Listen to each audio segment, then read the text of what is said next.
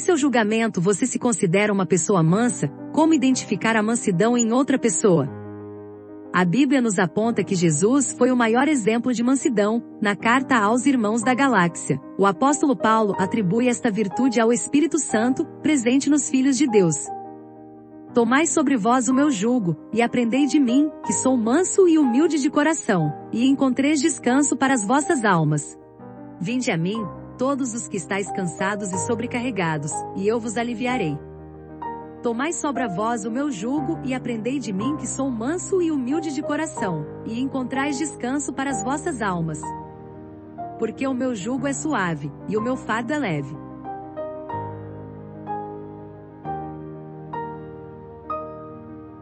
Em Mateus capítulo 11, versículo 29, relata que Jesus foi enviado por Deus para levar a palavra até os fracos. Levando esta afirmação em conta, percebeu que todos necessitamos do amor de Cristo. Devemos aprender a virtude do fruto do Espírito Santo, e por consequência o domínio próprio e uma evidência. O cristão regenerado de coração de Deus, tem virtude em sua vida. Mansidão é traduzido do grego praotes, que significa gentileza, humildade e mansidão.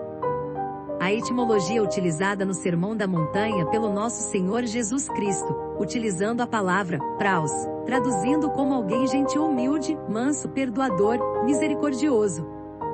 Levando em um modo generalizado da palavra mansidão, podemos dizer que é alguém que tem domínio e controle sobre suas atitudes e seu temperamento.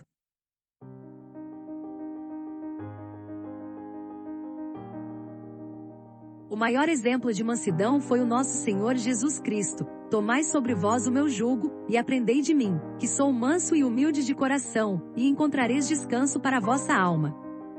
Mesmo diante dos fariseus e saduceus que sempre o questionaram, com o intuito de encontrar falhas no que ele ensinava, Jesus sempre mantinha sua mansidão, sendo que na sua crucificação foi onde mostrou a sua plena mansidão. Clamando ao Pai que perdoassem, pois não sabiam o que faziam. O homem cujo coração não tem Deus, e mal. Jesus confirma isso quando diz: procedem aos maus desígnios. Que levanta a questão: é possível mudar o que é mal, como questionou Jeremias. Isso não depende só do homem, mas também de Deus. Assim é possível, sim. Deus dá, a cada um de nós, a oportunidade para fazermos parte de uma natureza divina. Será que o etíope pode mudar a sua pele? Ou o leopardo as suas pintas? Assim também vocês são incapazes de fazer o bem, vocês que estão acostumados a praticar o mal. E acham estranho não correrdes com eles no mesmo desenfreamento de dissolução, blasfemando de vós. Na Bíblia existem vários personagens que antes de receber esta virtude, eram um tanto agressivos, após receberem, mudaram consideravelmente suas atitudes. Certo dia, sendo Moisés já adulto, foi ao lugar onde estavam os seus irmãos hebreus e descobriu como era pesado o trabalho que realizavam. Viu também um egípcio espancar um dos hebreus. Ali o anjo do Senhor lhe apareceu numa chama de fogo que saía do meio de uma sarça. Moisés viu que, embora a sarça estivesse em chamas, esta não era consumida pelo fogo. Assim Moisés voltou ao Senhor e disse: ah, que grande pecado cometeu este povo! Fizeram para si um Deus de ouro. Mas agora, eu te rogo, perdoa-lhes o pecado, senão, risca-me do teu livro que escreveste. Então Simão Pedro, que tinha espada, desembainhou-a, e feriu o servo do sumo sacerdote, cortando-lhe a orelha direita. E o nome do servo era Malco. E todos foram cheios do Espírito Santo, e começaram a falar noutras línguas, conforme o Espírito Santo lhes concedia que falassem. A beleza de vocês não deve estar nos enfeites exteriores, como cabelos trançados e joias de ouro ou roupas finas. Pelo contrário, esteja no ser interior, que não perece, beleza demonstrada num espírito dócil e tranquilo, o que é de grande valor para Deus. E os seus discípulos Tiago e João, vendo isto, disseram: Senhor, queres que digamos que desça fogo do céu e os consuma, como Elias também fez?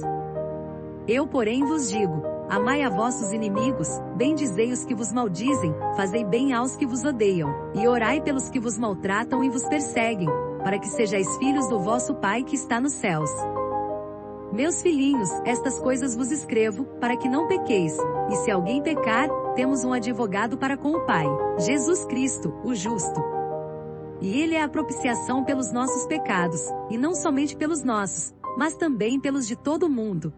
E Saulo, respirando ainda ameaças e mortes contra os discípulos do Senhor, dirigiu-se ao sumo sacerdote.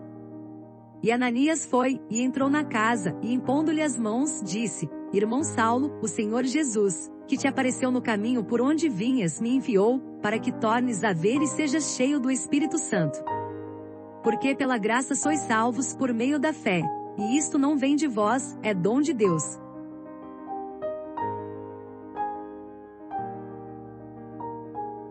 Há uma grande diferença entre mansidão e apatia. Mansidão remete-se ao caráter transformado.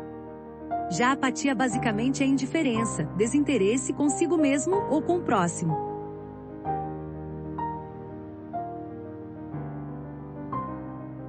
Existem algumas referências que apontam recompensas que o próprio Deus preparou para aqueles que buscam.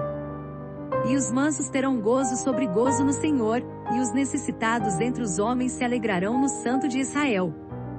Tu, Senhor, ouves a súplica dos necessitados, tu os reanimas e atendes ao seu clamor. Conduz os humildes na justiça e lhes ensina o seu caminho. Quando Deus se levantou para fazer juízo, para livrar a todos os mansos da terra. Selá. O galardão da humildade e o temor do Senhor são riquezas, honra e vida.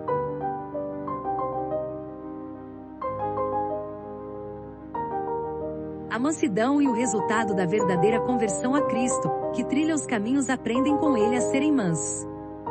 Com base na sua própria natureza, não é possível, e preciso que Deus transforme seu caráter. Devemos olhar para dentro de nós mesmos, pois se dissermos que o Espírito Santo habita em nós, mas não demonstramos isso, algo está errado em nosso caráter.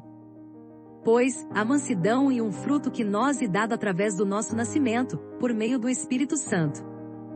Jesus respondeu e disse-lhe: na verdade te digo que aquele que não nascer de novo, não pode ver o reino de Deus.